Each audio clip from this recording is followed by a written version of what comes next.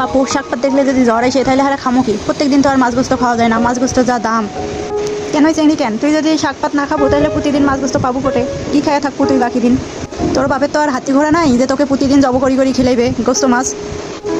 শুনোই চিংড়ি শুন, বেটি মানুষ হোকে খাবার নাগে, শাক পাতও খাবার নাগে, মাছ গোস্তও খাবার নাগে। ওই দেরি না করি শাকগুলো নিয়ে আন্দোলন করো হাট।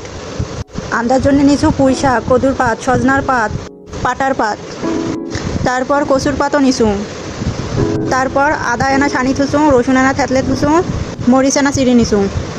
ডেকচাত পানি দিয়ে ওগুলো ঢালি দিছু। ঢালি দেওয়া হলে ওটা এনা সোডা দিছু। ওগুলো ঢালি দিয়ে একটা ঢাকনা দিয়ে পানিগুলো যখন থক বগাইবে তখন বাকি শাক পাতগুলো ঢালি দিই মোটে।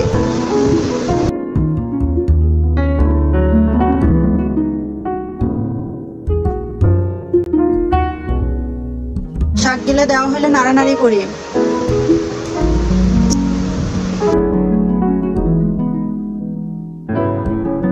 ওটা ফির লবণও ফেলে দিই। ফির ঢাকনা দিয়ে সিদ্ধ হবার থুই। সিদ্ধ যখন হয়ে যাইবে তখন ভরি দিয়ে নাড়ানাড়ি করি যাতে সবগুলো পাত আউলে।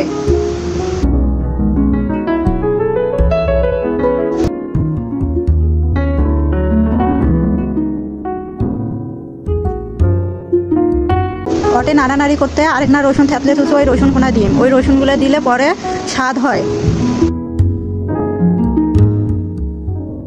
অবশেষে মোর পেলকা হয়ে গেল। ভালো লাগলে তোরাও আন্দি খাবার পারেন। ভালো থাকো তা। আসসালামু আলাইকুম।